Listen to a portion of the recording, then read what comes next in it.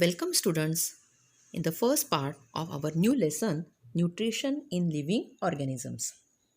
Students, all living things need food. Our body needs food to grow strong and healthy. So, let's learn about nutrition. So, watch the video carefully. Nutrition. The process of taking in and using food which takes place in living organisms is called nutrition.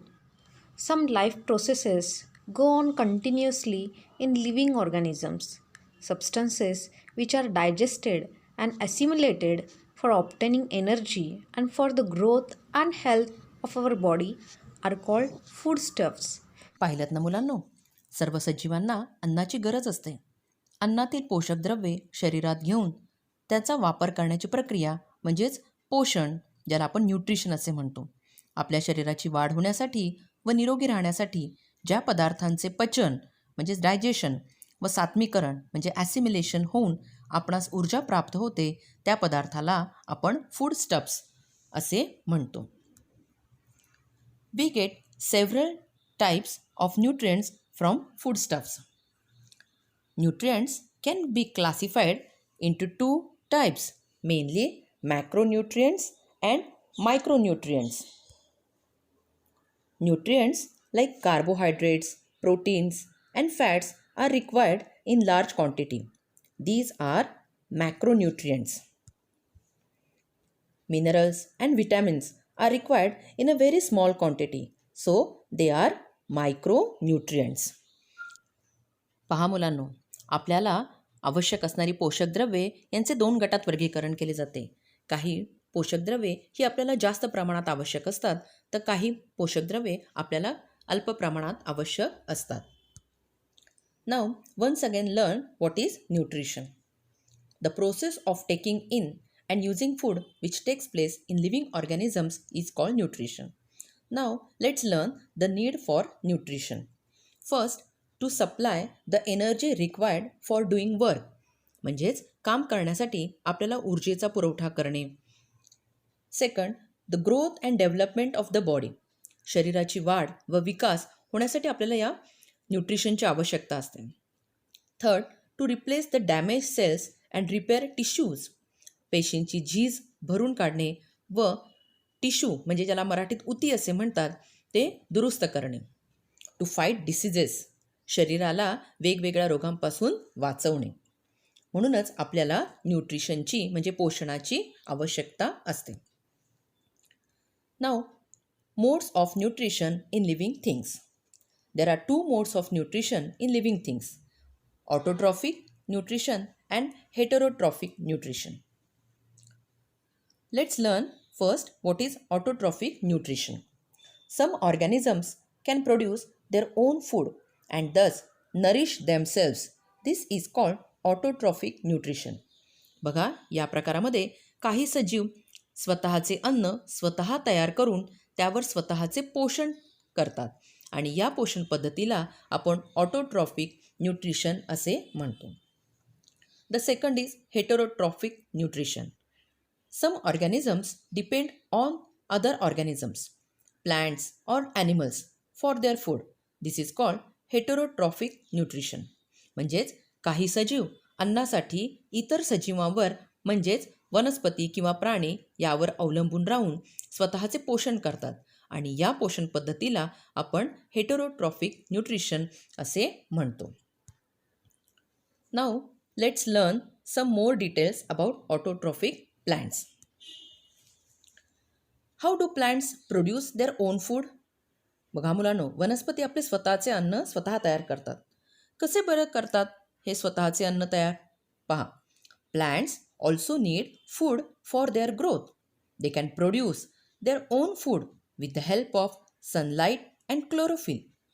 Plants make their food in their leaves using water and nutrients from the soil and carbon dioxide from the air. This process is called photosynthesis. पहा मुलांनो, photosynthesis या टॉपिकबद्दल आपण गेल्या वर्षी इयत्ता 6वी मध्ये व्यवस्थित शिकलेलो आहे.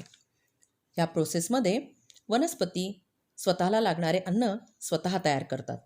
जमिनीतील पाणी, पोषक तत्वे, हवेतील कार्बन डायऑक्साईडचा उपयोग करून हरितद्रव्य म्हणजेच क्लोरोफिल व सूर्यप्रकाशाच्या साहाय्याने वनस्पती पानांमध्ये अन्न तयार करतात आणि या क्रियेलाच आपण फोटोसिंथेसिस असे म्हणतो. Green plants can make their own food by the process of photosynthesis. Plants are held in the soil with the help of roots. These roots absorb water and send it to the leaves through specialized tubes. The lower layer has many pores called stomata. A leaf absorbs carbon dioxide from the environment through these stomata.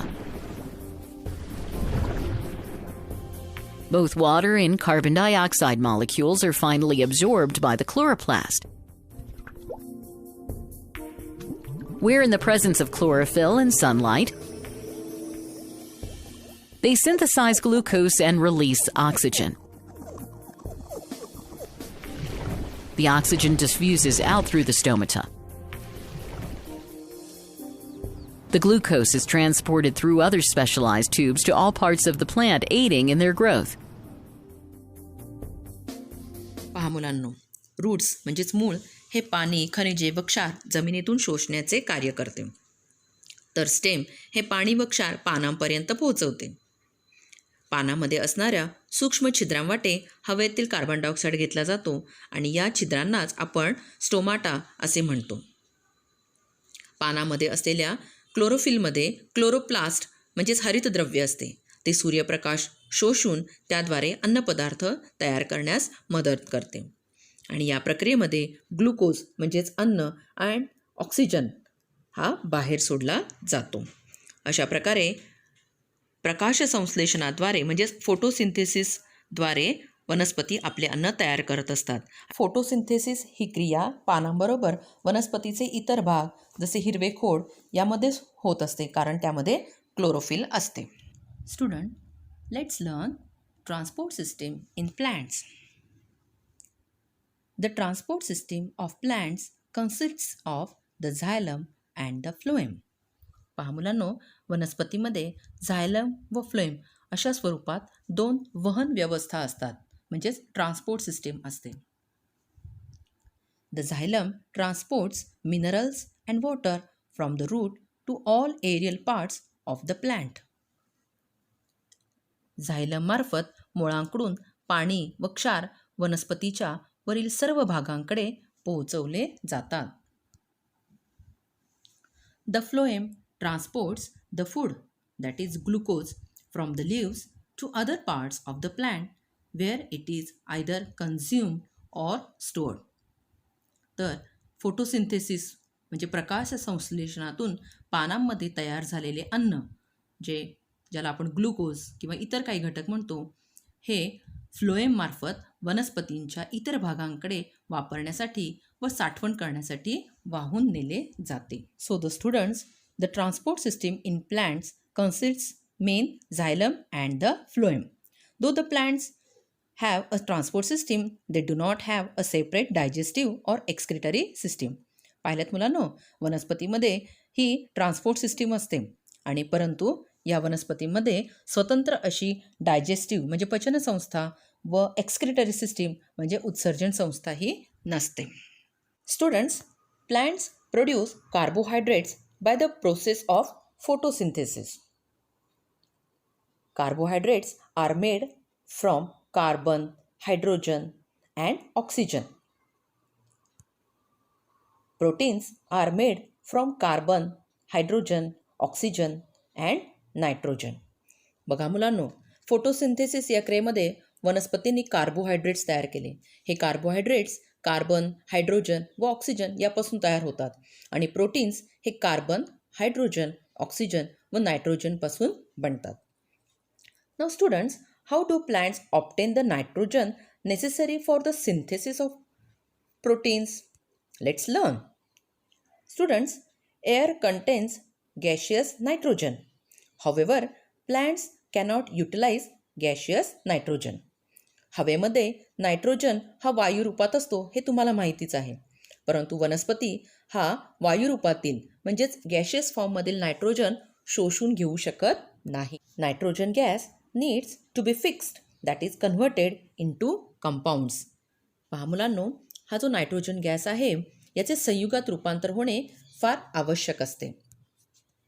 Fixation of nitrogen occurs by biological and atmospheric methods. आणि म्हणूनच या nitrogen गॅसचे compound तयार करण्यासाठी आपल्याला जैविक आणि वातावरणीय म्हणजे बायोलॉजिकल अँड ॲटमॉस्फेरिक या 2 पद्धतींची आवश्यकता असते. So let's learn the biological fixation of nitrogen. Students, there are 2 different types of microorganisms. These microorganisms can bring about biological nitrogen fixation. So the first is rhizobium. Root nodules of leguminous plants contain the rhizobium microorganisms. पहा मुलांनो, route nodules. Route nodules म्हणजे काय? तर आपण भुईमूग, वाटाणा, पावटा अशा वनस्पती जर जमिनीतून काढल्या तर त्यांच्या मुळाशी आपल्याला काही गाठी दिसतात आणि या गाठींना आपण रूट नोड्यूल्स असे म्हणतो आणि अशा वनस्पतींना लेग्युमिनस प्लांट्स असे म्हणतात. सो रायझोबियम हे जे मायक्रो ऑर्गॅनिझम्स आहे हे आपल्याला या वनस्पतीतील रूट नोड्यूल्स यामध्ये आढळतात. So root nodules of leguminous plants contain the rhizobium microorganisms. These microorganisms absorb atmospheric nitrogen and convert it into its nitrate, a compound. पहा मुलांनो, सूक्ष्मजीव हवेतील नायट्रोजन शोषून घेतात व त्याचे नायट्रोजनच्या संयुगात म्हणजेच त्याच्या कंपाऊंडमध्ये रूपांतर करतात. The root nodules changes the nitrogen gas into nitrates. Now, the second microorganism, that is Azotobacter. So, these microorganisms are present in soil. These microorganisms convert atmospheric nitrogen into nitrates.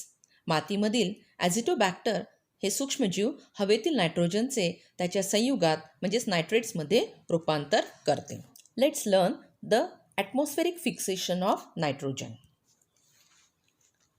Student, lightning or thunderbolts occur in the rainy season. This causes atmospheric nitrogen and oxygen to react with each other to form nitric oxide, that is NO.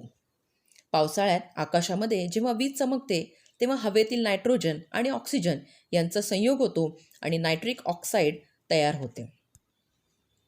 Nitric oxide is again oxidized to form nitrogen dioxide आणि या nitric ऑक्साईडचे पुन्हा ऑक्सिडीकरण होऊन nitrogen dioxide बनते.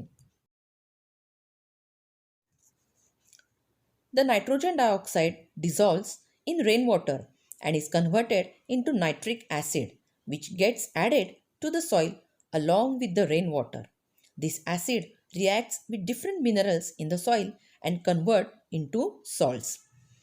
पावसाच्या पाण्यात हे नायट्रोजन डायऑक्साईड विरघळते व त्याचे नायट्रिक आम्लात म्हणजेच नायट्रिक ॲसिडमध्ये रूपांतर होते. हे ॲसिड पावसाच्या पाण्याबरोबर जमिनीवर येते. हे ॲसिड जमिनीतील विविध खनिजांबरोबर अभिक्रिया होऊन क्षारांमध्ये रूपांतरित होते.